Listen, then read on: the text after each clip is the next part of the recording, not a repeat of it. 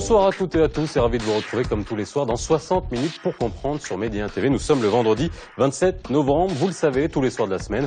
En votre compagnie, nous essayons de décrypter l'actualité nationale et internationale. N'hésitez pas à réagir comme tous les soirs sur la page Facebook de Média TV ou sur Twitter sur le hashtag 60MPC. Les invités qui ont accepté d'être avec nous ce soir sont Behiya Amrani, vous êtes membre du bureau de la FMEJ, la Fédération marocaine des éditeurs de journaux. Bonsoir, merci d'être avec nous ce soir. Younes Moujahid, vous êtes ancien président du SNPM, le syndicat national de la presse marocaine. Et enfin, Saad Loudi, vous êtes chef de cabinet du ministre de la Communication. Ça y est, la tant attendue nouvelle mouture du Code de la presse, promise par le ministre de la Communication, Moustapha Al-Khalfi, a été déposée il y a quelques jours au Parlement pour discussion, présentée comme une réforme révolutionnaire. Ce projet n'est pas pour convaincre les professionnels du secteur, comme la Fédération des éditeurs de journaux ou encore le syndicat de la presse. Quelles sont les nouvelles dispositions prévues par ce projet? Quelles sont les réserves de la profession à son encontre? Code de la presse, entre avancées et blocages, ce sera le titre de l'émission de ce soir. Madame, messieurs, avant qu'on parle de ce code de la presse, ce qu'il contient, ce qu'il contenait, ce qu'il va pouvoir contenir, et justement sur quoi comportent les principales revendications des professionnels, on est entre professionnels, les gens qui nous regardent ne savent pas nécessairement, les journalistes, qui sont les journalistes et comment on peut accéder à la profession de journaliste. C'est quand même un élément de base du secteur. Qui est journaliste, c'est défini dans la loi, parce qu'il y a le statut de journaliste professionnel qui définit d'une manière exacte, ça veut dire que c'est quelqu'un qui exerce le métier de journaliste et qui, pour lui, son salaire principal vient ou provient de l'exercice du métier. Le métier, c'est dans la presse écrite, la presse électronique, l'audiovisuel, c'est un peu tout ça. Pour devenir journaliste, on n'est pas obligé de passer par des écoles de journalisme, comme c'est le cas par exemple dans quelques pays comme le Brésil, mais au Maroc, on peut être journaliste sans passer par des écoles de journalisme. Voilà, c'est le cas dans beaucoup d'autres pays aujourd'hui?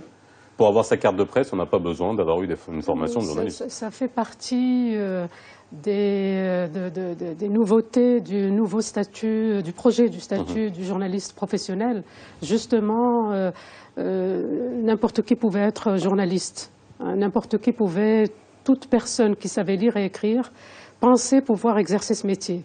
Or, ce métier a des règles. Et le nouveau statut du journaliste professionnel essaie justement de réguler la profession. Et donc, parmi les choses, on ne va pas entrer dans les détails tout de suite, on ira dans les détails. Mais parmi les choses, dorénavant, à partir du moment où le projet sera adopté, ne pourra être journaliste qu'une personne qui a un diplôme universitaire, déjà. Quel que soit le diplôme, hein. Pas nécessairement. Pas nécessairement celui. Bien sûr, les lauréats des écoles de journalisme, il n'y a aucun problème. Mais s'il se trouvait quelqu'un qui voulait exercer ce métier, sa première condition serait d'avoir un diplôme. Parce que n'importe qui pouvait venir, n'importe qui pouvait commencer avec n'importe quel niveau. Et comme on dit, apprenez dans le tas. C'est Loudi. Alors, je crois, mes deux prédécesseurs ont parlé justement du journalisme professionnel. Et effectivement, c'est régi par des textes de loi qui remontent à 1958 et qui ont été revus en 2002 pour ce qui est du Code de l'édition et de la presse, et de 1995 pour ce qui est du statut de journaliste professionnel. Donc quand même, c'est des textes qui datent de au moins 20 ans, voire plus. Alors c'est d'une part. D'une autre part, effectivement, il y a des nouveautés qui vont permettre de garantir une meilleure professionnalisation, parce que lorsqu'on parle de journaliste professionnel, on fait opposition à ce qu'on peut appeler journaliste citoyen, qui n'est pas géré par ces codes de texte, mais c'est plutôt, on parle du journaliste professionnel qui en fait sa profession et pour lequel nous voulons tous contribuer pour garantir rehausser le niveau, garantir une meilleure pérennité, un meilleur professionnalisme de cette profession. Alors c'est important aujourd'hui, avant qu'on parle de la réforme de la COP, parce que c'est intéressant de voir aussi la perception que peuvent avoir les gens du journalisme. Dans une société aujourd'hui qui est globalisée, très immédiate, avec les réseaux sociaux, on a l'impression que tout le monde devient journaliste. C'était important justement d'avoir une réforme du code de la presse aujourd'hui? C'est en réponse à cette globalisation, cette espèce de démocratisation voilà, tout le monde se dit journaliste, tout le monde peut prendre une photo et la poster sur Internet. C'est le statut du journaliste professionnel qui organise le métier, qui organise le métier du journalisme. Et là, comme a dit Yal Amrani, parmi nos propositions, c'était d'essayer ça veut dire d'essayer de professionnaliser plus ce métier. Avoir un diplôme, ça veut dire avoir un diplôme universitaire, mais aussi avoir une formation. Parce qu'il y a des gens qui viennent des facultés de lettres, etc. C'est très bien d'avoir des gens qui viennent d'autres facultés que les écoles de la presse, mais il faut avoir une formation. Et on a exigé qu'il y ait une formation pour professionnaliser, pour essayer parce que vous avez une licence ou un master ou même un doctorat, ça ne veut pas dire que vous allez exercer facilement le métier de la presse. Le métier de la presse, il y a des règles, il y a ça veut dire il y a un exercice du métier qui vient. Il faut connaître les genres journalistiques, il faut connaître comment on rédige. Si vous travaillez dans l'audiovisuel, il faut aussi toute une formation technique. C'est très très important et c'est pour ça qu'on a exigé pour la réforme de l'actuel statut du journaliste professionnel qu'il y ait des dispositions pour essayer de développer la formation. Ce qui est prévu. Il est prévu justement, parmi les nouveautés là aussi, qu'il y ait une formation pour les débutants, les journalistes débutants, dès qu'ils sont engagés, pendant 2 ans. Ça aussi c'est prévu. C'est parmi les choses que nous réclamons tous, pour que la profession soit... Justement, Bayem m'a fait rappeler une chose. Justement, pour le journaliste professionnel, il y a les 2 premières années où on le considère comme un journaliste stagiaire. Ce qui permet entre autres de compléter sa formation, notamment s'il a une formation autre qu'une formation de journaliste. C'est ce qui est prévu, c'est qu'il y ait des formations continues par une mise en place d'un système de formation continue, justement pour rehausser le niveau et pour faire de telle sorte... C'est là où il y a un vrai problème, parce qu'on ne trouve pas qu'il y ait des structures pour la formation continue. Les écoles n'offrent pas ça jusqu'à maintenant. Et nous, on a essayé plusieurs fois, maintes fois. On a maintenant un programme avec le gouvernement, mais ce n'est pas facile de le faire marcher. Et dans les entreprises de presse, on ne voit pas qu'il y a des structures qui sont adaptées pour la formation continue. C'est une tâche très très importante et c'est ce qui va faire la différence entre un citoyen journaliste et un vrai journaliste professionnel. Et sachant que dans les grandes entreprises maintenant au niveau mondial, vous travaillez pendant 30 ans, mais vous êtes obligé de faire une formation continue. C'est exigé et c'est voulu et c'est très important. Aujourd'hui, journaliste marocain, ce que vous êtes en train de me dire, c'est quasiment beaucoup de journalistes marocains ont été sur le tas, ont appris sur le tas. C'est-à-dire qu'en gros, il y a des règles, vous me dites qu'il y a des règles de journalisme, il y a une éthique à avoir d'un point de vue de journaliste, il y a des règles très simples de vérification de l'information, double vérification, triple vérification, voyons. Bon bref, il y a des choses toutes simples. Aujourd'hui, des recoupements. Comment aujourd'hui c'est contrôlé au sein des organes de presse? Comment c'est régi? Je vous pose la question. Non, je veux dire que bon, c'est vrai qu'il y a beaucoup de gens qui ont appris dans le tas, mais il y a aussi beaucoup de gens qui sont sortis d'école de journalisme. Et puis les responsables du journal, généralement, ont une formation et savent ce qu'ils font et surveillent un peu, enfin pas un peu beaucoup, ce qui s'y passe. Et donc non, le journaliste, c'est vrai qu'aujourd'hui la question se pose avec acuité parce que n'importe qui, avec un blog, avec aujourd'hui l'interactivité sur les réseaux sociaux, sur Internet, n'importe qui pense être, ou en tout cas ressembler à un journaliste. Ressembler à un journaliste parce qu'il émet un avis, il commente une actualité, et donc c'est vrai qu'il prend des photos, des vidéos. Il prend des photos, des vidéos, et parfois en temps réel, et parfois beaucoup plus rapidement que ne peuvent le faire les journaux et les institutions qui sont faites pour ça, dont c'est la profession. En effet, cette évolution rapide, extrêmement rapide, qu'on a du mal à suivre. Déjà, au niveau des entreprises de presse, des journalistes professionnels, des institutions qui ont à la charge d'organiser ce secteur, et encore moins de la législation. Pour suivre l'évolution qu'on est en train de vivre au niveau des réseaux sociaux, au niveau de l'Internet, au niveau de tout ça, c'est trop rapide. C'est pour ça que c'est parmi les nouveautés, on y reviendra. On était obligé, par cette évolution, justement pour accompagner cette évolution et pour l'anticiper, de prendre en considération la presse électronique, qui n'était malheureusement reconnu dans l'ancien code qu'à travers les peines. Elle n'était pas reconnue en tant que métier de journaliste.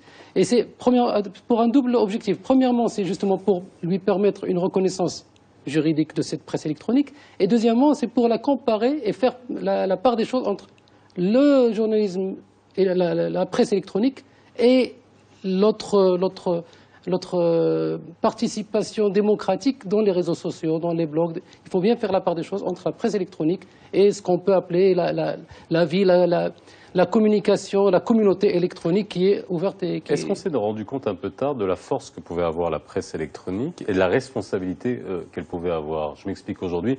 Dès qu'on a une information qui apparaît sur les réseaux sociaux, on a des sites qui diluent l'information tout de suite, la relayent tout de suite, parfois sans vérification, et après il faut attendre 24 heures, 48 heures pour qu'elle soit vérifiée. C'est pas propre au Maroc, on voit ça sur tous les réseaux sociaux. Aujourd'hui, c'est important d'avoir un cadre pour la presse électronique, qu'elle soit considérée comme n'importe quel autre outil de presse? Il est là dans le code actuel de la presse. Sans le réformer, il est là. Parce que la presse électronique, ça fait partie de la presse. Elle est comme la presse papier, ça veut dire que c'est la même chose.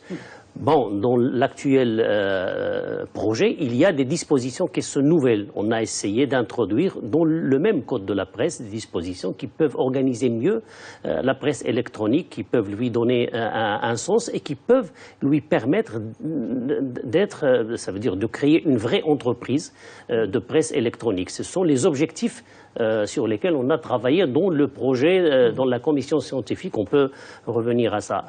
Alors, qu'est-ce qui est... Alors on va passer à ce projet de réforme, parce que c'est quand même l'objet de l'émission, pour qu'on puisse comprendre ce qui est susceptible de changer. Dernière réforme du Code de la presse, c'était en 2002. Déjà, faut quand même le souligner.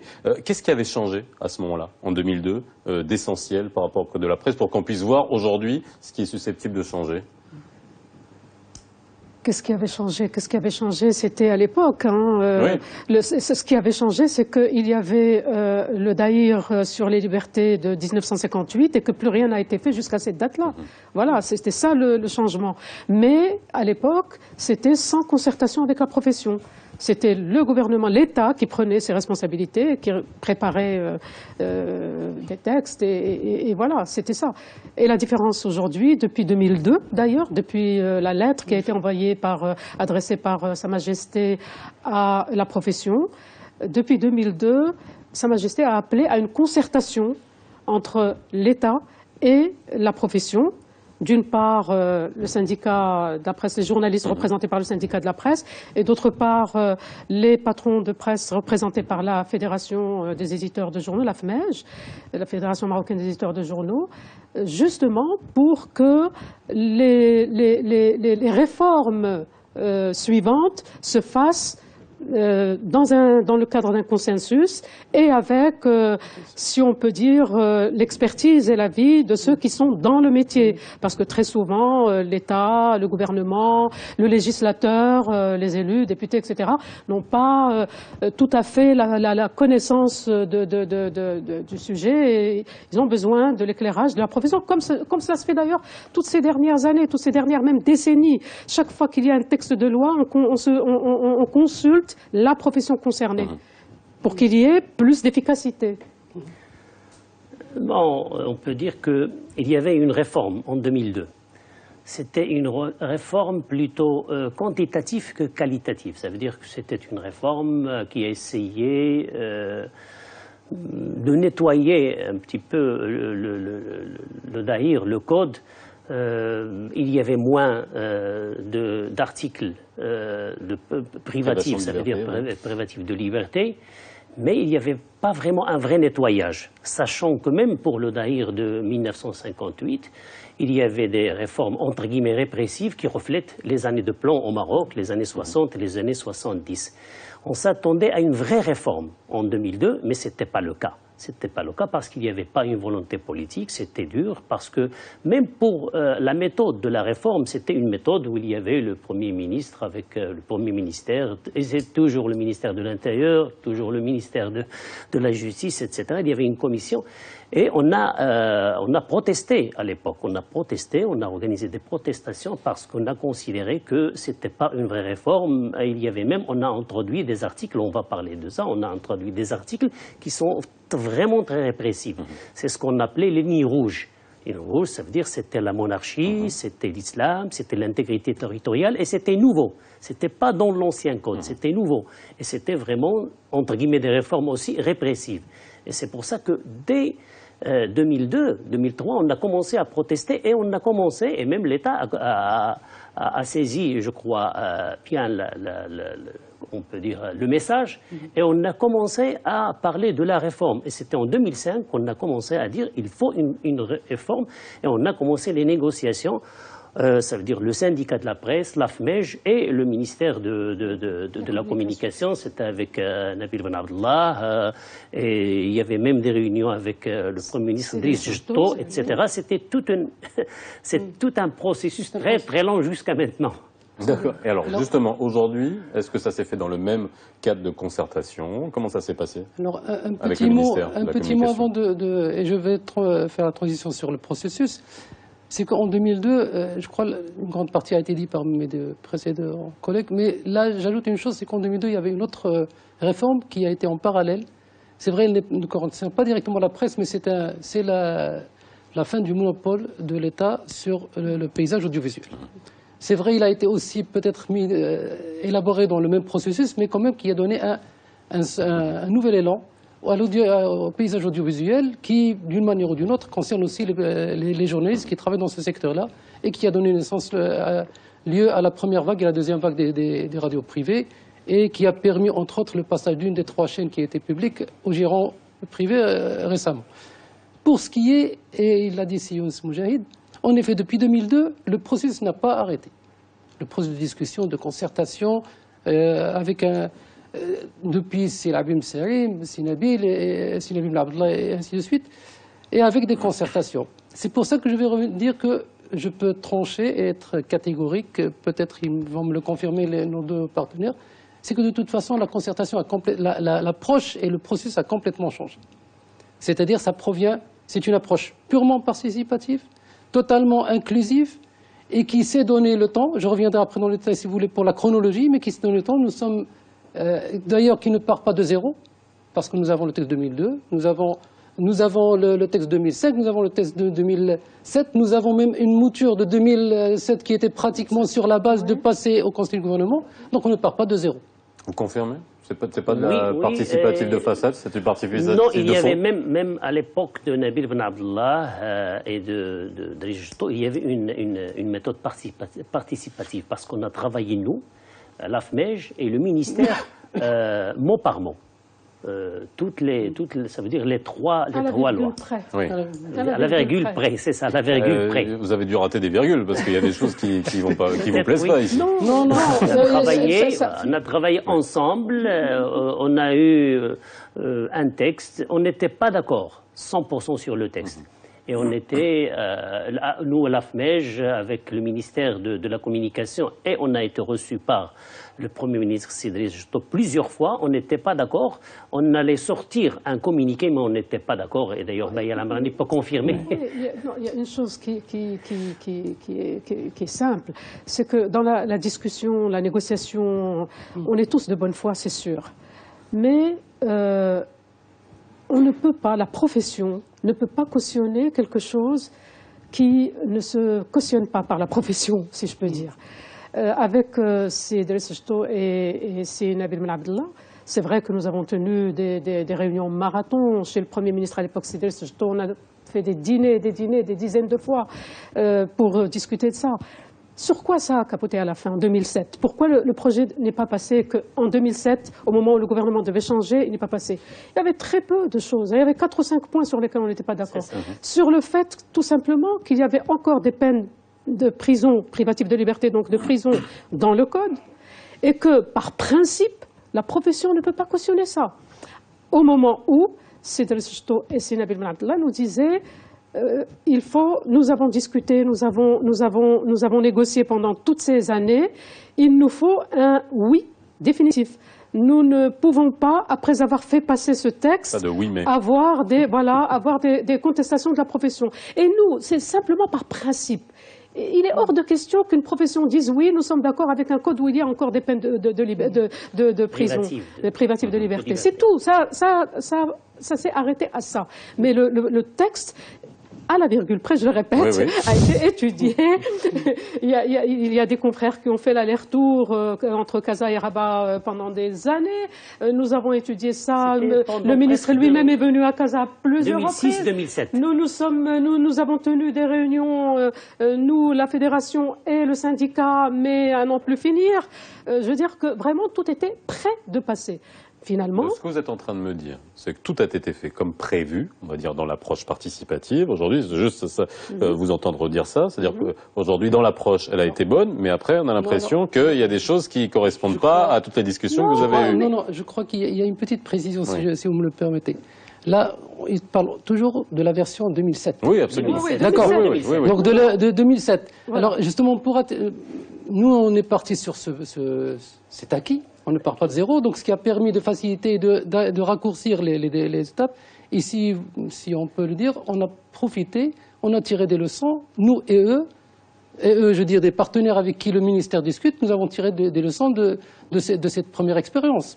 Dans la mesure où on a élargi le maximum possible la discussion, dans la mesure où on a attendu 3 ans de discussion depuis octobre 2012, excusez-moi, avec la mise en place d'une commission scientifique qui était dirigée par Feu Selagim Saïd, et avec la participation de tout le monde, de la FMEJ, du syndicat, de la FMM, de juristes qui étaient assez larges, qui a travaillé durement pendant un certain temps. Après cette phase, elle a remis sa copie a été...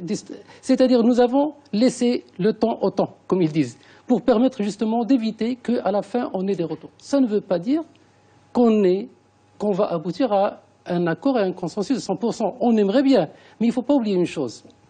C'est que cette réforme du Code de la presse, qui est nécessaire pour accompagner les changements démocratiques, qui est dans le cadre d'une dynamique de réforme beaucoup plus large. Il ne faut pas l'avoir uniquement tout seul. Il y a la réforme du Code de la presse, du Code pénal, de la justice, du droit à l'information. Donc il y a toute une dynamique de réforme. Cette réforme du Code de la presse qui est nécessaire, qui est obligatoire pour accompagner, pour évoluer, pour un certain nombre de choses, elle doit prendre en considération 3 aspirations, 3 demandes qui sont des fois un petit peu contradictoires. Je ne veux pas dire contradictoires, mais qui sont des fois qu'il va falloir faire un petit peu de l'ingéniosité et de la dynamique et de la gymnastique pour les concilier. Il y a le droit du citoyen et de la société. Il y a du droit des professionnels qui, des fois, ont des attentes pas contradictoires, mais vues de 2 angles différents. Les éditeurs n'ont pas toujours la même demande et les mêmes attentes que les journalistes. Et puis, il y a les intérêts suprêmes, il y a l'État, il y a le pays et la nation. Donc, si vous voulez, pour trouver un code qui touche à ces 3 aspects-là, et qui touche directement à la démocratie, à la participation, au contrôle des responsables politiques, ça fait que c'est une loi structurante, c'est une réforme structurante qui doit prendre en considération tous ces aspects-là, qui méritent de l'écoute, de l'inclusion et de la patience. Et je crois que nous sommes sur la bonne voie. Personnellement, je peux dire que le ministère estime que nous sommes sur la bonne voie, que le processus n'est pas encore terminé, il est encore ouvert, qu'il y a des améliorations, mais dire qu'il y a des améliorations à apporter, dire que peut toujours être perfectible ne veut pas dire que rien n'a été fait. Et il ne faut pas zoomer sur des points qui sont peut-être en suspens. Justement, aujourd'hui, dans les principales propositions qui vous gênent, vous, en tant que professionnel, il y en a plusieurs, on va voir exactement, et puis rentrer à l'intérieur pour qu'on puisse comprendre ce qu'il y a. Déjà, de nouvelles sanctions que vous avez qualifiées, que la FMEJ a qualifiées de dangereuses, comme le retrait définitif de la carte de presse. Alors, ce retrait définitif de la carte de presse, ça veut dire en gros enlever la possibilité d'exercer un journaliste de manière définitive. Est-ce que ça existait déjà avant ou est-ce que c'est une nouvelle... Est-ce que ça existe déjà maintenant Non, mais voilà. Est-ce que ça existe déjà et dans quel cas et en quoi c'est dangereux, justement? Bon, pour la FMEJ, parce que mais aussi on a un commentaire pour le syndicat. C'est tellement... ce qui existe déjà, ça a été appliqué, mais pas dans le cadre du Code de la presse. Ça a été appliqué dans le cadre du Code pénal. Oui. C'est vrai qu'il y a eu une application à ce niveau-là. Bien. Maintenant, nous le voyons dans le statut du journaliste professionnel, où il peut, ou qui envisage, qui prévoit le retrait définitif de la carte. Ça n'était pas dans les textes. Vous pouvez avoir une suspension. C'est le projet du Conseil de la presse. Ça, c'est d'abord dans le statut du journaliste professionnel. Retrait définitif. Ensuite, dans le projet du Conseil national de la presse, il y a un article qui prévoit l'interdiction d'exercer de 1 mois à 1 an. Ça aussi, c'est l'équivalent du retrait de la carte. Et dans le Code de la presse, le nouveau Code de la presse, le projet du Code de la presse, il est prévu également l'interdiction d'exercer de 2 à 10 ans. Alors ça fait beaucoup. Et tout ça, voilà. Parce qu'il faut trouver un autre boulot. Après. Nous, on considère que, parce que jusqu'à maintenant, pour le Code de la presse, on va tenir des réunions. On a eu une réunion hier du comité exécutif du syndicat et on prévoit qu'on va étudier avec des experts et aussi en coordination avec l'AFMEJ. Ça veut dire des articles et tout ce qu'on peut aussi, parce qu'il y a de la possibilité maintenant avec le ministère de présenter d'autres propositions. Mais pour la question de l'interdiction de l'exercice du métier de la presse, on considère que c'est anticonstitutionnel. Parce que la Constitution garantit à tout citoyen la possibilité de la liberté d'expression et la liberté de la presse. On ne peut pas dire à quelqu'un que vous ne pouvez pas écrire, vous ne pouvez pas exercer un métier de la presse, surtout que c'est l'écriture, que c'est l'expression par d'autres moyens. Et je crois que ça n'existe pas dans les démocraties. C'est très difficile de concevoir dans des démocraties qu'on peut interdire à quelqu'un d'exercer un métier, et surtout de la presse. L'application dans le cadre du code pénal était abusif, était répressif. Je ne veux pas revenir à cette question, mais je crois que quand on a... Parce que ce qui s'est fait, c'était pour d'autres métiers. C'était pas... Le code pénal prévoit l'interdiction de l'exercice d'un métier pour d'autres métiers, pas pour la presse. Mais vous savez comment ça se passe.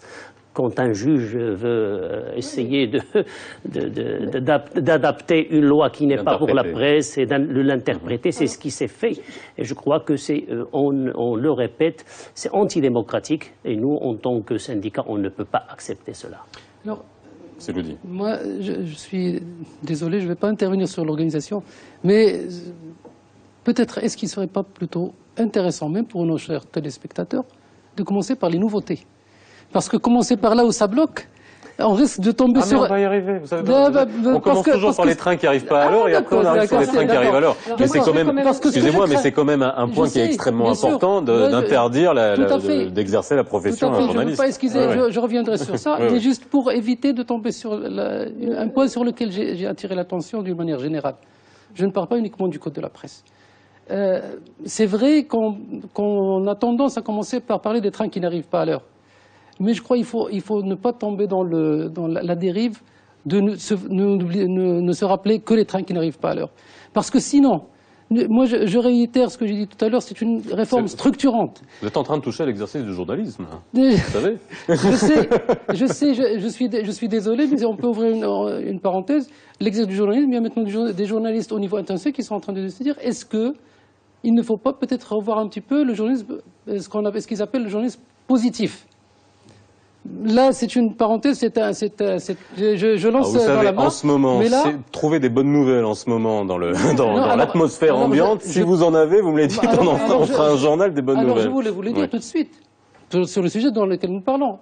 Il y a plus de peine privative dans le code de la presse. Il y a l'autorégulation qui a été mise en place par l'installation du Conseil national de la presse. Il y a la reconnaissance de la presse électronique. Il y a le renforcement du rôle de la justice au détriment de l'administratif, de l'administration qui recule en arrière. Il y a la protection des droits des journalistes et de leurs conditions sociales et salariales. Il y a l'appui et la prise en compte des entreprises de presse. Donc il y a quand même de bonnes nouvelles. Il y a quand même des nouveautés. Ça c'est pour la deuxième partie. Alors, d'accord, vous commencez par d'accord. Alors maintenant, pour revenir à la privation de l'exercice, à l'interdiction d'exercice, en effet, les nouveaux codes, le nouveau projet, qui est encore un projet, qui n'a pas encore été présenté au gouvernement, qui n'a pas encore été présenté au Parlement, et on donnera quelques précisions pour que les téléspectateurs sachent où est-ce que nous en sommes. Parce qu'il y a une discussion au Parlement, là on dit que c'est pas au Parlement, où est-ce qu'il est ce code de la presse? Parce qu'il y a 4 parties ou 3 parties dans le code de la presse. Avant, c'était entre 2 et 10 ans. Là, il y a une diminution. Effectivement, ça existe toujours, mais il y a une diminution par rapport à ce qu'il y a avant. Et il y a la FMEJ, dont la discussion est toujours en cours, et auprès de qui nous avons reçu une note aujourd'hui, et sur laquelle nous avons travaillé, qui comporte 15 remarques, 10 c'est OK, 3 il y a des difficultés, et 2 il faut encore aller un petit peu de l'avant dans la discussion. C'est des chiffres que même les concernés. Donc c'est pour dire qu'il y a des sujets sur lesquels il y a des discussions, et c'est tout à fait naturel. Il y a des doléances pour lesquelles que nous avons déjà étudiées, pour lesquelles il y aura une réponse positive, et d'autres pour lesquelles il faut encore un petit peu approfondir le débat. On va y arriver après la pause.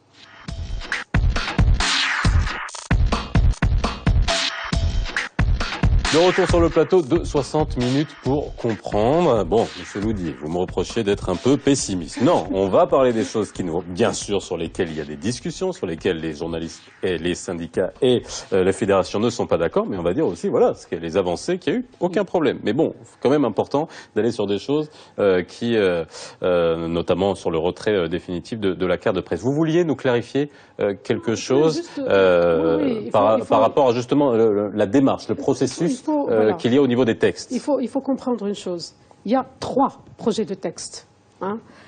Il y a le statut du journaliste professionnel, il y a le Conseil national de la presse et il y a le Code de la presse. Alors, il y a 2 textes parmi ces 3-là qui sont déjà devant le Parlement.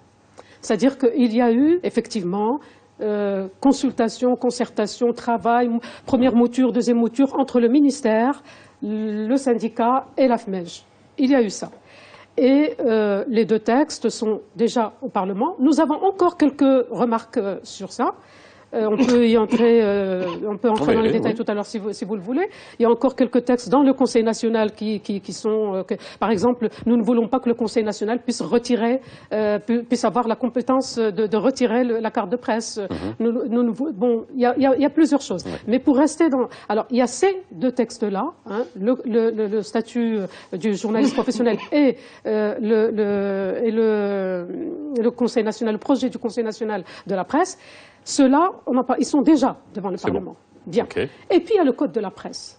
Alors, le Code de la presse, nous en avions discuté nous avions adopté la même démarche avec le ministère, avec c'est Mustafa Khalfi. Et là, je voudrais quand même préciser une petite chose, parce que très souvent, on a personnalisé les choses. Nous n'avons strictement rien contre Mustafa Khalfi, le ministre. Au contraire, il était avec nous dans la fédération. Il était avec nous dans la fédération des patrons de presse pendant 5 ans. Il connaît absolument tout de ce que nous avons fait. Il a une connaissance parfaite de tout ça. C'est pas contre lui personnellement. Mais ce sont des textes. Et des textes qui engagent l'avenir du journaliste. Et il est de notre responsabilité à nous, puisque nous sommes élus pour ça, de mettre le doigt sur les choses qui ne vont pas, qui ne vont pas avec ce qu'est la presse aujourd'hui dans le monde, avec les ambitions du Maroc, avec la constitution non référentielle, la constitution de 2011, le souhait de Sa Majesté, etc. Tout ça, ça ne va pas avec ce que nous avons vu. Alors, quel a été le problème? Le problème, c'est qu'il y a le code de la presse, nous en avons discuté effectivement, nous en avons discuté au début, nous, la profession avec le ministre. Et puis a été créée une commission scientifique dans laquelle effectivement la FMEJ a participé, le syndicat aussi, qui était présidé par Sel Abim Sari, où il y avait Sima Chichi, ancien ministre de la Justice. Et donc cette commission scientifique a travaillé quelques mois sur les projets, sur tous les projets. Parce que nous, 3 mois. Parce que nous voyons ça en package. Nous ne voyons pas un projet et pas l'autre. Donc ils ont travaillé pendant 3 mois sur ça. Ensuite, ils ont fait une centaine de recommandations. Le texte est parti chez une commission technique qui est constitué du ministère de l'Intérieur, du ministère des Affaires étrangères, du ministère de la Justice et du ministère de la Communication. Non, pas des Affaires étrangères, pardon, du ministère de la Justice et du Secrétariat général du gouvernement, plus le ministère de la Communication. Elle est restée 1 an et demi chez eux. Le projet vient de revenir. Alors, là où il y a eu un petit problème dans la procédure, c'est qu'il est revenu, nous ne l'avons pas encore revu pour donner nos dernières remarques. Nous ne l'avons pas encore vu quand nous l'avons découvert sur le site du secrétariat général du gouvernement et distribué au ministre. C'est une démarche. Moi, je ne veux pas polémiquer sur ça, ce n'est pas un problème. Bon. Ce n'est pas ça qui a constitué le problème. Le problème, c'est que nous avons effectivement un code de la presse qui est magnifique, à part bon, nous avons encore des remarques. Hein. Nous avons des remarques, nous avons énormément de remarques. Attention, il y a des remarques. Je dis magnifique, mais j'exagère un peu. Hein. Mais bon, si on décontextualise, je veux dire que, si vous voulez, pris de loin, comme ça, on se dit, tiens, c'est un code de la presse où il n'y a aucune peine privative de liberté. C'est par là que c'est pour ça que j'ai dit magnifique. Mais aucune peine privative de liberté. Mais nous avons été surpris par un code pénal. Le transfert. Le transfert au code pénal. Un projet du code pénal que nous n'avons pas vu, que nous n'avons jamais vu, et que nous n'avons jamais donc négocié, et qui, alors là, aggrave vraiment la situation. Alors, on va y arriver. On va y arriver. Alors, allez-y, après je pose ceci. Non, moi je veux dire qu'on aurait préféré, premièrement, discuter avec le gouvernement. On devait commencer par le code de la presse, parce que c'est la matrice, c'est la chose la plus importante, et après, on pourrait discuter le projet du statut du journaliste professionnel et du conseil de la presse. Maintenant, on a commencé par le conseil et par le statut du journaliste professionnel, et après viendra le code de la presse. Et normalement, comme a dit Bahia Lamrani, on était d'accord sur un package, ça veut dire les 3 lois. La deuxième chose, c'était ça veut dire avant de transférer et de déposer devant le gouvernement la mouture la dernière mouture des 3 lois, on devait les voir. Bon, pas de problème maintenant, elles sont là, mais il y a un problème de procédure qu'on a discuté déjà avec le ministère de la Communication. La deuxième chose, c'est maintenant pour la question, par exemple, du Conseil de la presse. Le Conseil de la presse, nous, on considère que c'est aussi un texte structurant. C'est très important parce que ça va organiser le métier, ça va organiser la question de la déontologie. Et si on n'arrive pas à avoir un conseil qui est crédible, qui est bien représentatif, c'est très, très dangereux pour le métier. Alors, juste pour dire, le Conseil national de la presse est censé contenir 21 membres, 14 à part égale entre journalistes et éditeurs, et la présence d'un délégué du gouvernement et 7 autres membres issus d'horizons divers, du Conseil supérieur de la magistrature, du CNDH, du Conseil national. La présence du délégué du gouvernement, c'est aux réunions du Conseil. Aux réunions, tout simplement. Mais il n'est pas partie prenante. Il n'est pas membre, c'est consultatif. Ce Conseil, c'est indépendant. C'est un Conseil national indépendant. C'est pour ça que nous avons des réserves. C'est pour ça que quand on nous dit qu'il doit y avoir un représentant du gouvernement aux réunions, nous disons, mais où est l'indépendance? Pourquoi est-ce qu'il serait là tout le temps? Et même pour la crédibilité, la procédure, la forme, comment on va avoir ces sages, etc. C'est pas facile. Ça veut dire que nous, on n'était jamais d'accord sur une loi comme ça. Parce que même dans la Constitution dit que le gouvernement encourage les professionnels à l'autorégulation. Mais bon, maintenant on est devant une loi, mais il faut que cette loi vraiment respecte la Constitution. Et pour respecter la Constitution, il doit donner aux professionnels eux-mêmes de s'organiser pour cette autorégulation. Et c'est pour ça qu'on a présenté des remarques. Je crois que le ministère est déjà saisi. Il est d'accord pour quelques-uns, mais on va essayer de continuer parce que le problème maintenant, c'est devant le Parlement. Et on doit être rapide, on doit travailler d'urgence. Non mais c'est important. Pourquoi un observateur du gouvernement, finalement, un représentant, qui soit dans... finalement, c'est comme s'il y avait un représentant dans le Conseil de l'ordre des notaires. C'est-à-dire qu'en gros, la régulation d'une profession se fait par les pairs. Alors, premièrement, il n'est pas dit qu'il va faire partie du Conseil. Le Conseil, c'est les 21 personnes, d'accord. Oui. Maintenant, la proposition émanée, comme je l'ai dit tout à l'heure, il n'y a pas que les... Il y a la société, il y a les individus, il y a les professionnels, il y a les intérêts suprêmes. Je dis, alors, cette présence, c'était surtout pour faciliter la communication. Parce qu'il faut se dire une chose. Maintenant, les professionnels le voient d'un autre œil, on peut discuter, c'est encore la discussion. Mais il faut pas oublier une chose, c'est que ce conseil-là, il va prendre, on va externaliser, je m'excuse de ça, on va externaliser un certain nombre d'attributions qui étaient dans le ministère de la Communication notamment, l'attribution des cartes, le retrait des cartes, un certain nombre de choses. On va externaliser ou on va déporter ces fonctions nobles qui vont contribuer à la mise en place de la déontologie, qui vont contribuer à une autorégulation du secteur. On va l'externaliser. Pour cette phase d'externalisation, et comme le dit Younes, ça ne va pas se faire du jour au lendemain.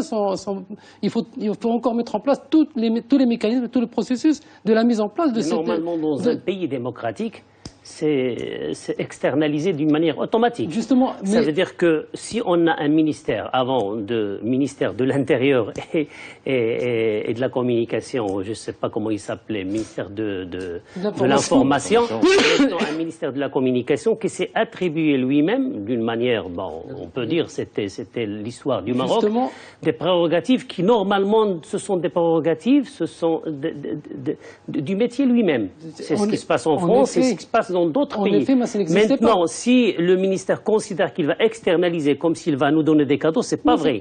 Ça veut dire qu'on va récupérer nos droits. D'accord. Tu vas récupérer tes droits. On va récupérer nos droits. Ce sont les journalistes, les professionnels avec l'AFMEJ qui doivent s'auto-organiser, qui doivent octroyer la carte de la presse comme ça se passe dans d'autres pays et qui doivent faire respecter la déontologie. De toute façon, la Constitution est claire. Ce n'est un cadeau de personne à personne. La Constitution consacre ce principe-là et le gouvernement, l'État, se doit de faciliter cette mise en place de ces institutions. C'est encouragé. C'est pas dans cette optique-là que je l'ai dit. C'est dans l'optique qu'avant, ça n'existait pas. Le ministère de la Communication actuel n'a pas pris des prérogatives qui étaient chez eux.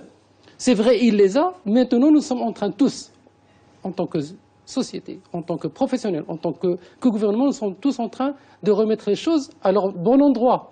Parce que nous avons choisi que c'est l'autorégulation qui va prendre la rôle. Donc cette mise en place de ce nouveau processus, de cette nouvelle instance, nécessite une phase de transition, un accompagnement de changement, et c'est dans ce sens que ça a été dit.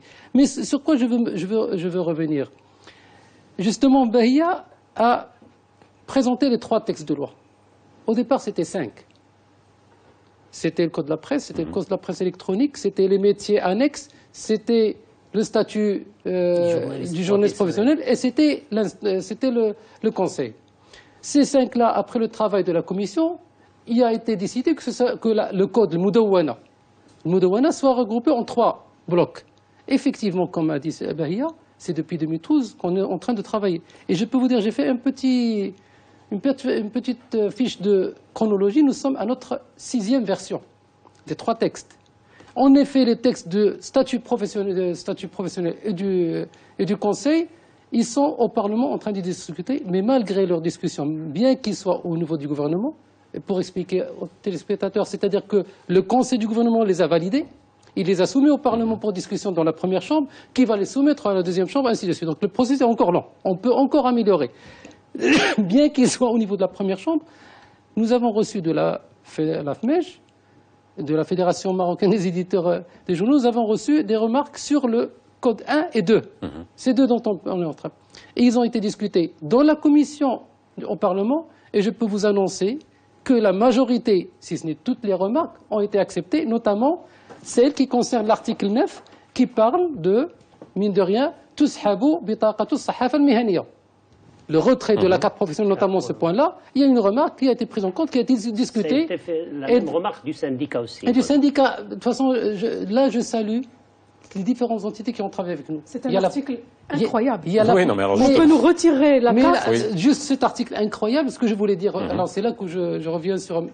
La Bahia El-Amrani m'excusera, mais ce n'est pas un article qui est nouveau. Dans la mesure où, dans cette chronologie, nous avons une version. C'est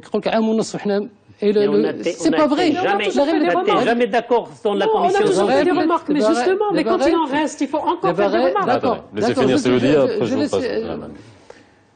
Le 18 octobre 2014, Fdak Sahafa à Tanger. Il y a eu la présentation des 3 textes. C'est moins d'une année. C'est pas une année et demie, on est sous le tunnel. Le 18 octobre 2014, les 3 textes ont été présentés. Et il y a des mémorandums qui sont venus par la suite et qui ont été intégrés, et des réunions se sont tenues avec la FMEJ, avec le syndicat, avec la FMM, avec un certain nombre de partenaires. C'est pour dire que nous sommes dans la version 5 pour les 2 premiers textes qui ont été introduits au niveau du gouvernement, qui ont été validés, qui sont dans le Parlement. Il y a des remarques qui sont venues après le 18 octobre, et il y a encore l'ouverture à recevoir d'autres remarques. D'ailleurs, le dernier mémorandum de la FMEJ est parvenu le 12 novembre 2015, tenez-vous bien. Et malgré ça, nous sommes en train de les prendre en considération. D'accord. Donc il y a toujours une ouverture. Excuse-moi, un petit mot, s'il te plaît. Oui. Je suis désolé. J'aimerais quand même faire la réaction. D'accord, juste pour la fédération, je tiens à remercier nos partenaires. Il n'est aucunement dans l'intérêt de personne de leur priver le droit d'améliorer, d'apporter leurs remarques et leurs contributions. C'est des institutions indépendantes, responsables, citoyennes. Donc leur participation, la réussite de ce projet, de ce grand chantier, gagnera beaucoup à leur participation effective et complète. Alors, Bahiana Amrani. Ça, nous le savons, bien sûr. De toutes les manières, le gouvernement a 2 choix, pas un 3e. Ou il fait passer les textes tout seul, comme ça a été fait avant, c'est sa compétence, c'est son droit le plus absolu, ou il nous restera à donner notre avis. Ou il le fait dans la concertation, comme ça a été fait, c'est vrai, ça a été fait jusqu'à présent. C'est pour ça que nous avons été C'est pour ça que nous avons été étonnés qu'il nous sorte tout à coup ce texte du Code pénal, cette loi qui modifie et complète le Code pénal et qui a des articles aberrants. C'est pour ça que Simi Ftah, qui est le président de la FMEJ, a dit, il a parlé du code comme étant une menace déguisée. C'est-à-dire qu'en gros, c'est... Mais c'est vrai, c'est vrai. Écoutez, quand on a dans ce code, qu'est-ce que nous avons reproché à ce projet de code pénal? Plusieurs choses. Et le code de la presse aussi, je le précise encore une fois, le code de la presse, nous n'avons pas donné nos dernières remarques sur... Nous avons énormément de réserves sur ce code de la presse. Même si, comme je disais tout à l'heure, sur le plan des peines de prison, c'est bon. Ça, c'est relatif. Mais on les a transférés au code pénal. Mais tout a été... Non seulement ça a été transféré... déjà. Non seulement ça a été... il faut voir le préambule. Le préambule, il le dit clairement. Non seulement ça a été transféré au code pénal, mais il y a des aggravations, il y a de nouvelles peines privatives de liberté, peines de prison. Alors, quand vous avez un code pénal qui prévoit que si vous avez un délit de presse, vous pouvez être déchu de vos droits politiques, civils et familiaux. Alors justement, j'allais y arriver. L'interdiction de jouir des droits civiques, politiques et familiaux. Déchu pendant 10 ans de tous ces droits. Quels sont les autres délits qui font l'objet de l'interdiction de jouir des droits civiques, politiques, voire familiaux? Ça, c'est le code pénal. C'est pour faire le parallèle. C'est-à-dire qu'en gros, j'essaie de voir l'esprit. Il y a toujours un esprit dans une loi. On est bien d'accord. Quel est l'esprit qui est derrière tout ça? Juste une précision. Oui. Tout à l'heure, Younes Moujahid disait le code pénal prévoyait ces sanctions-là. Oui, c'est vrai. Mais ce qu'il y a de nouveau avec cette loi, c'est que c'est la presse qui entre dans le code pénal, nommément citée, presse écrite et presse électronique, et auxquelles s'appliquent ces sanctions qui n'étaient prévues que dans le code pénal de façon générale, et qui aujourd'hui s'appliqueront dans le code pénal à la presse. C'est ça la différence, c'est toute la différence. Alors on se retrouve avec des peines, des sanctions, des peines du code pénal, du Conseil national de la presse, du statut du journaliste et du code de la presse. Alors, et du code de la presse. S'il vous plaît, je vais vous reposer la question parce que, encore une fois, on a beaucoup de lois, on a beaucoup un arsenal juridique qui est, on va dire, excellent dans son ensemble, on va dire. Après, l'application des lois, c'est une autre chose. On le lit très souvent sur ce plateau, mais il y a toujours un esprit derrière tout ça. Quel esprit il y a derrière ça? Je veux juste comprendre. Quand on voit la privation de droits civiques, de droits familiaux. Qu'est-ce qu'il y a derrière? C'est-à-dire quel portée on attribue au pouvoir de nuisance d'un journaliste qui, briserait son éthique et il y a quand même quelque chose qu'il faut comprendre derrière. Alors là, avant je donne deux précisions. La première précision, c'est en effet les droits familiaux, ça fait sauter. Il y a même un éditeur de journal qui me dit comment on va me faire divorcer de mon épouse. Mais c'est pour vous dire que là, il y a une incompréhension manifeste. Parce que l'article 26 du Code pénal explique ce que veut dire les droits familiaux. Les droits familiaux, c'est-à-dire qu'il n'aura pas le droit de prendre en charge un enfant autre que ses propres enfants. Là, juste pour expliquer aux gens de quoi il s'agit, d'une part. D'autre part, la remarque pertinente et qui est compréhensible de la part des éditeurs et des journalistes concernant la privation des droits civiques, ceci, cela, ainsi de suite, c'est une remarque qui est parvenue, qui est en cours de discussion et pour laquelle le ministère a donné sa prédisposition à le négocier, à les revoir. Donc c'est en cours de discussion. Là où on peut être un petit peu gêné... Excusez-moi, avant la négociation, quand on met un point, c'est qu'on voulait quand même le faire passer. Donc c'est le ministère de la Justice et des libertés. Non, du tout. Non, je vais revenir. Deuxième point, une précision de taille. L'article 4 du Code pénal, qu'est-ce qu'il dit? Il stipule clairement... Oui. Du moment que... Alors, Madame Bahia Lamay le sait très bien, mais je le rappelle à tout le monde, c'est que de toute façon, le Code pénal, on ne fait appel au Code pénal que si le Code spécifique ne prévoit pas de peine à ces délits, à un type de délit. C'est ce qu'on S'il vous plaît, pour que les gens comprennent, même si on n'est pas juriste, je vais le lire, l'article 4. Les dispositions de ce code s'appliquent même aux matières réglées par des lois et règlements particuliers, en tout ce qui n'a pas dans ces lois fait l'objet de dispositions expresses. Bon. Donc, s'il n'y a pas de disposition expresse... Changer de métier. Non, du tout. Non, mais je ne parce que j'ai le code pénal. Là, du tout. Alhamdoulilah, le métier d'Elkom. Là, au contraire, donc vous l'avez bien lu. Ça fait très peur. Vous l'avez bien lu. Tous les délits pour lesquels les peines sont prévues dans le Code de la presse, on ne fera jamais appel au Code pénal. D'accord? Donc, pour rassurer. Maintenant, il se trouve que dans le Code pénal précédent et dans le Code de la presse précédent, il y avait 26 délits qui donnaient à des peines privatives de liberté.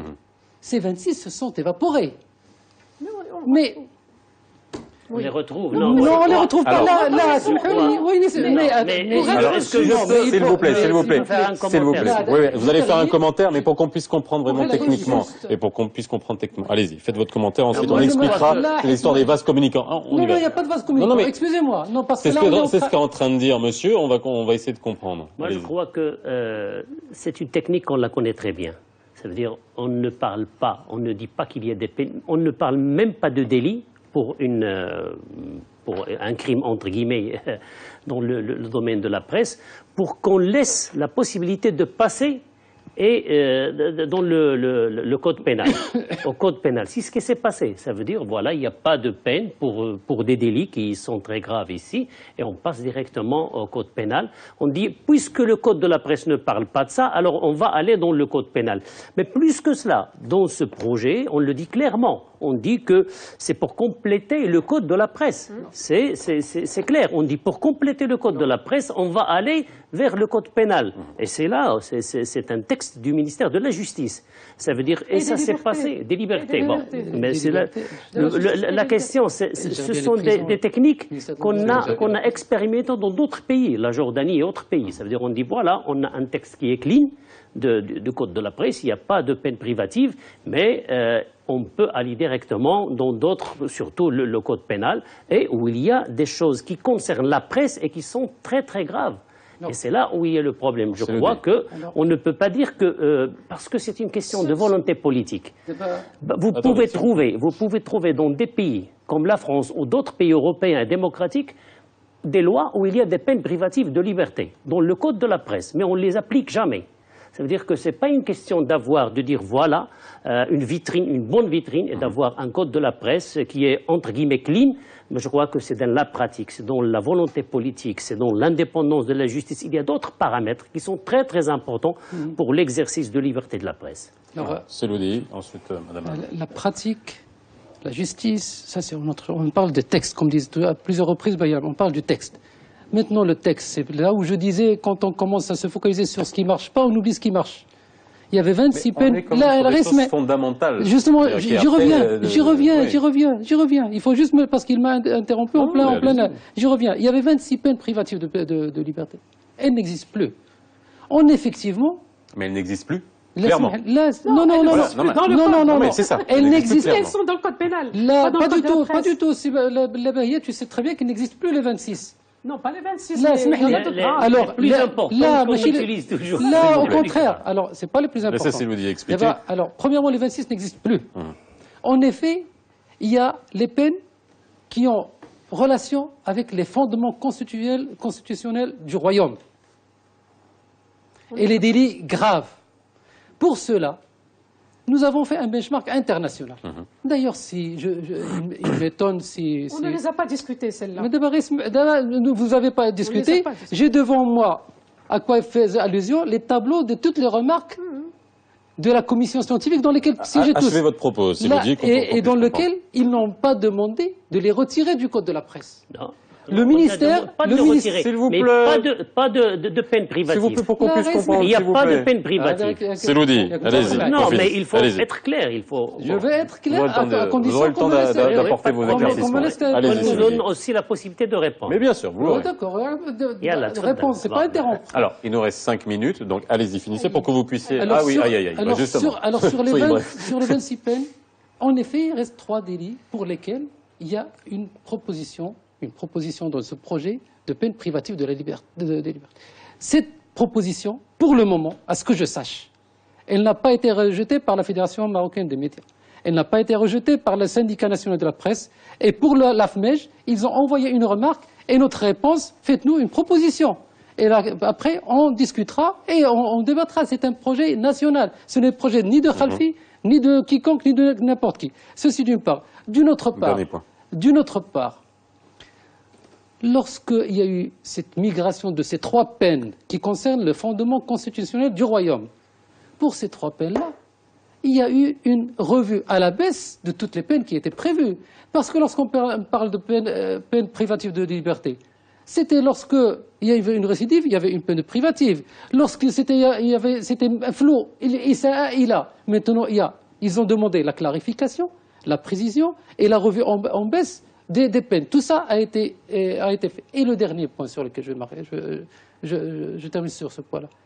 Concrètement, si on essaie concrètement de la Bahia, est-ce que les problèmes que rencontrent les journalistes, c'est vraiment face à ces 3 fondements? Ou c'est ailleurs? Le problème où je vais laisser répondre, s'il vous plaît, parce que sinon on n'aura pas le temps. S'il vous plaît. Madame Amlène. Non. Justement, les négociations ont servi à ça. Nous n'avons plus discuté les fondamentaux. Ça, nous ne les discutons pas. Nous sommes dans les nouvelles sanctions prévues par le projet de code pénal. Nous sommes dans... Alors, par exemple, je vous donne un exemple d'aggravation des sanctions. Par exemple, dans le code pénal, c'est pour ça que je disais un code pénal magnifique, enfin c'est pas magnifique, mais je disais, c'était l'image. Oui. Dans le code pénal, il n'y a pas de prison. Il n'y a pas de prison dans le code de la dans le code de la presse. Le code de la presse.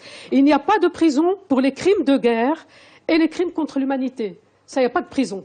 C'est prévu, mais il n'y a pas de prison. Par contre, dans le code pénal, pour l'incitation à la haine et à la discrimination, il y a la peine de prison. Ce qui Voilà. Donc, qu'est-ce qu'il faut faire?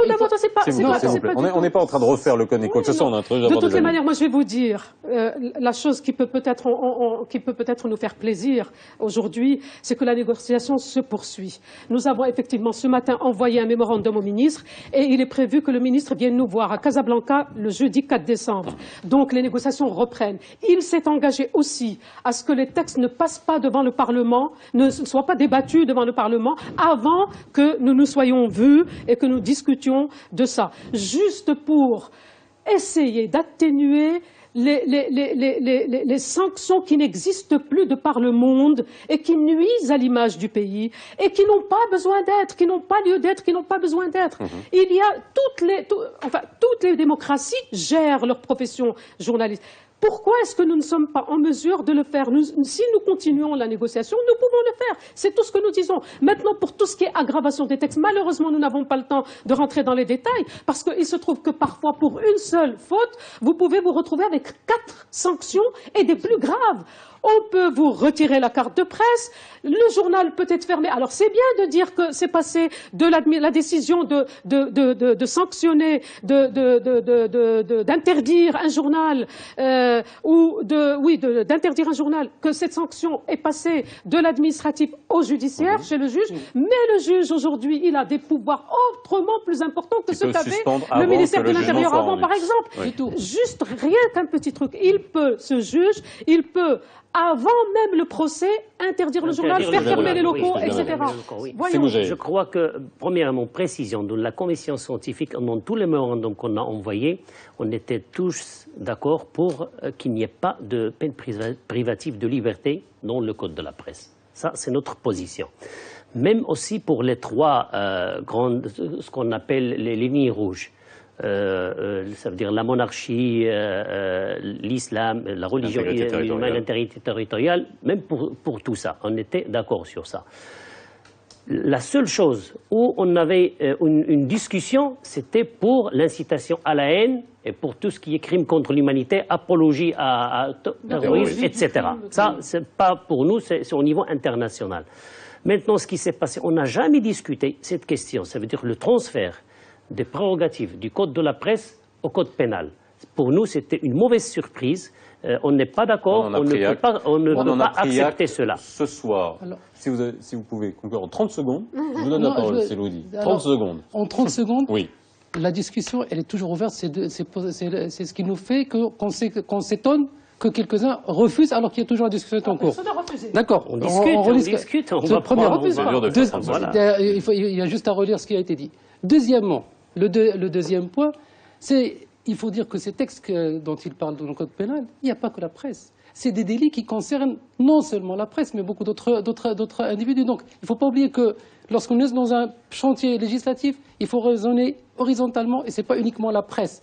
Il y a la presse, il y a un certain nombre Donc, c'est pour ça qu'il ne faut pas qu'il y ait des vides juridiques, parce que c'est un pays qui doit garantir la cohérence de son arsenal juridique et ne pas réfléchir. Maintenant, la discussion est toujours ouverte, le débat est encore ouvert, et ce que nous cherchons tous... Et rendez-vous le 4 décembre. 4 décembre. Jeudi 4 décembre. Il y a le ministre et l'AFNEJ. Avec l'AFNEJ, mais il y a d'autres partenaires. Il y a le syndicat qui va présenter cette observation.